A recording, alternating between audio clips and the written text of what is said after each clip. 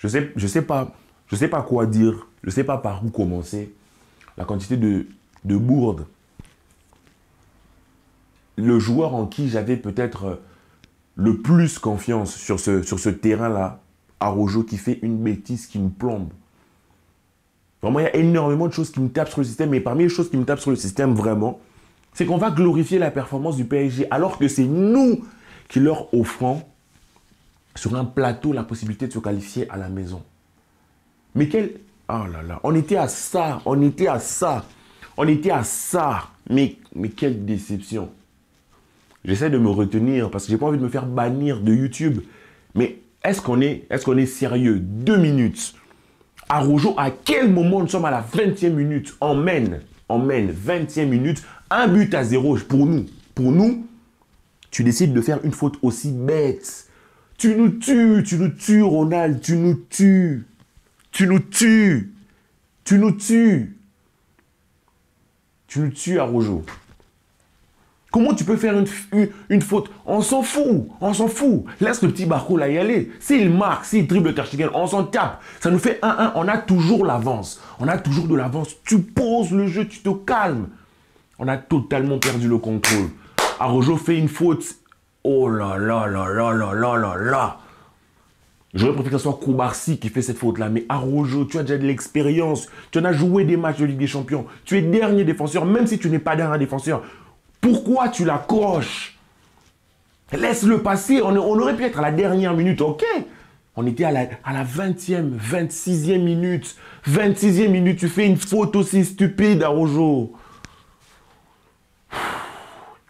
À partir de là, vraiment le château de cartes qui s'effondre. Tout le monde a perdu pied. Tout le monde a perdu pied. Araujo qui prend rouge. Quand c'est lui qui fait une faute totalement inutile et débile sur Dembélé qui donne un penalty. C'est pas possible. Aujourd'hui, je pense que c'était le pire scénario possible.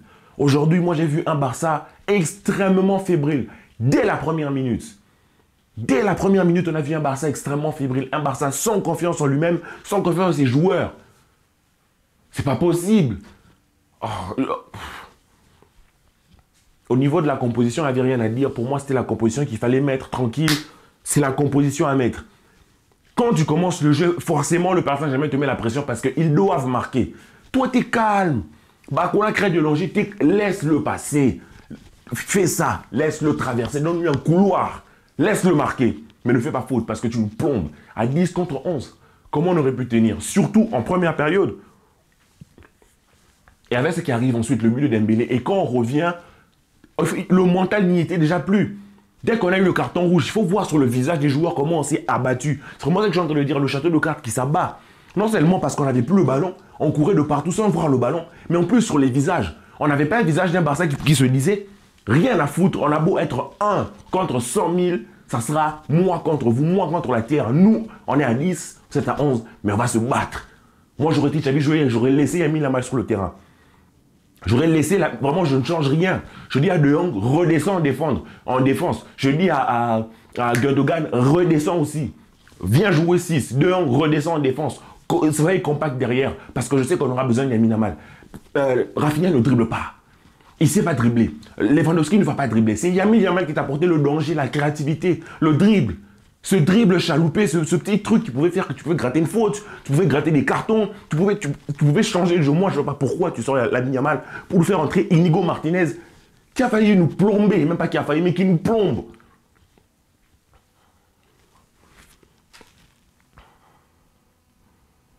On était à ça d'espérer, à ça de rêver. Xavi a totalement pété un câble, carton rouge, il sort. Son assistant, carton rouge, il sort. Araujo, carton rouge, il sort. Donc, aujourd'hui, limite, ça aurait pu finir en bagarre générale, ça aurait rien changé. Tellement le contrôle, on l'a perdu. C'est en ça que tu vois qu'on doit progresser dans notre mentalité. En fait, c'est la Ligue des Champions, j'ai envie de vous dire. C'est la Ligue des Champions. C'est les petites erreurs. La petite erreur d'Araujo à la 26e nous tue complètement. Maintenant, on va glorifier le grand Mbappé. On va acclamer pour le grand Dembélé. Aujourd'hui, le meilleur joueur, c'est Barcola. C'est vrai, Dembélé, il marque un but, il obtient un penalty. Il est super dangereux. Mais on a commencé vraiment à s'effriter quand on a commencé à tomber en miettes quand on a eu le rouge. Oh, grand FC Barcelone.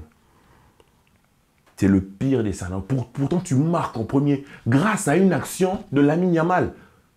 Grâce à une action de Lamine Yamal. Je ne sais pas si Xavi a paniqué. Il s'est dit, j'ai besoin d'un défenseur. Non, tu as besoin de marquer. Tu as besoin de jouer. Moi, dès que le Paris Saint-Germain a mis le 2-1, moi, je me disais déjà, les gars, on n'a plus rien à faire, plus rien à foutre, plus rien à perdre. Les gars, balancez tout en attaque. On y va. Et on a réussi à créer ce truc-là, mais pas pour longtemps. Le contre-attaque, bien sûr. La contre-attaque, pardon, avec Hakimi, tout ça, et le penalty surtout, ce qui vient conclure leurs 3 buts à 1.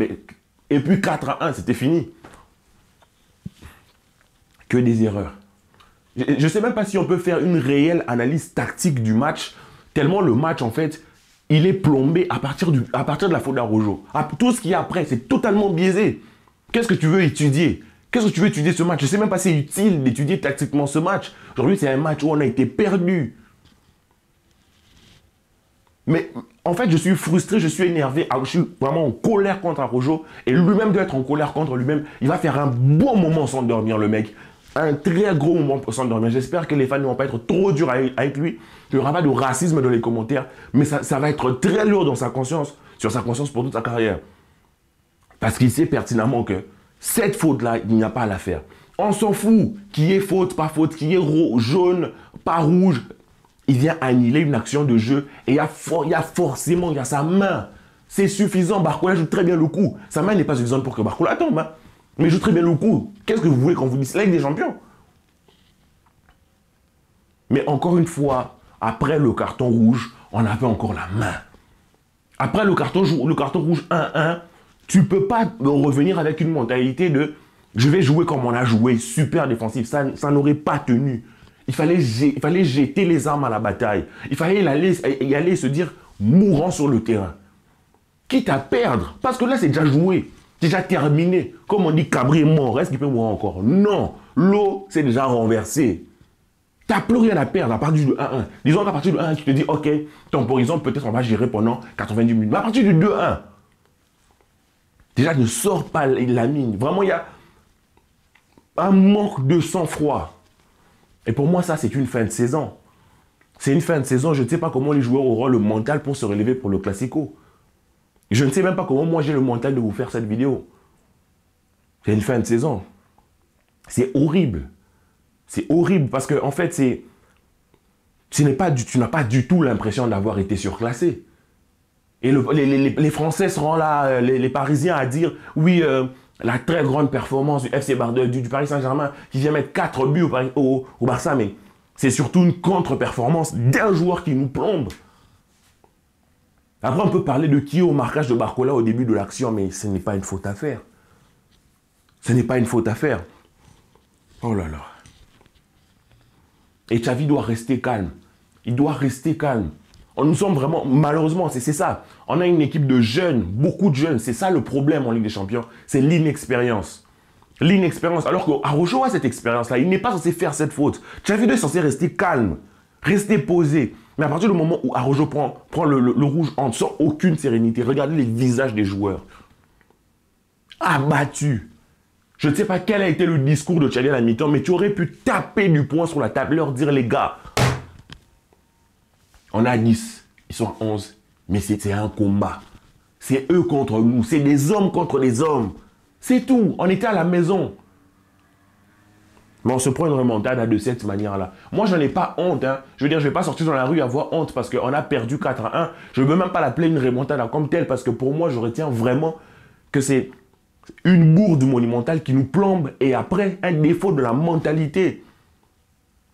Mais après, tu joues contre des joueurs qui ont une attaque surpuissante, qui ont des joueurs super rapides. Tu as un Vitinha qui met un but exceptionnel. Ter Stegen nous sauve. En première période avant le but, il nous sauve même après. Il y a des frappes qui sauvent. Et de leur côté aussi, Donnarumma les sauve sur certains coups. Mais qu'est-ce que... C'est terrible.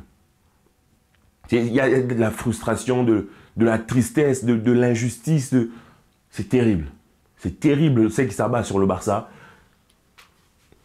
Moi, là, je suis en train de voir vraiment un château qui s'écroule, pas que sur le match, mais vraiment sur la saison, sur tout ce sur quoi on avait fondé nos espoirs. Nous, fans du Barça, qui n'avons pas eu forcément une saison extraordinaire, on s'est agrippé à l'espoir de voir un résultat. Et le match se passe comme il se passe là. Araujo fait une erreur stupide, ils enchaînent, on perd le contrôle, on perd la mentalité. Cette envie combative, on l'a pas, mais forcément, même si tu l'as, ça va pas faire de miracle parce que tu es quand même en infériorité. Mais pour moi, il était question de jouer sur l'offensive. Tu laisses Lamine Yamal, tu dis les gars, dribblez, courez, allez-y. Parce que je ne vois pas qu'est-ce que Inigo Martinez a apporté de plus à De Jong. Sachant que De Jong, sur ce match, il n'a pas été extraordinaire. Il n'a pas libéré le ballon super vite. Il a été lent dans ses prises de décision. Qu'est-ce que tu gagnes à avoir Inigo? La sortie de balle d'Inigo, tu peux l'avoir avec De Jong. C'est vrai que De Jong ne va pas faire le boulot de taf défensif, mais tu sais pertinemment que tu vas jouer en bloc et que tu vas partir sur des contres. Et tu sais que tu vas jouer en bloc. Inigo ne te sert à rien. Il ne te sert à rien. Laisse Frankie De Jong. Laisse Rafinha. Laisse Yamal. Joue comme tu jouais. Continue. Considère juste que tu es un joueur en moins, mais continue sur le même système. Au milieu de terrain, tu joues maintenant à 4, à 3 au lieu de 4. Ou à 2 au lieu de 3. C'est pas grave. Joue comme ça. Et Pedri, quand tu n'as plus de jeu, tu fais rentrer Fermin dans ce système-là avec Yamal. Tu dis à Yamal, mon petit à 16 ans, donne tout ce que tu as dans les jambes, tu dors 3 semaines après. Qu'est-ce que l'on pond?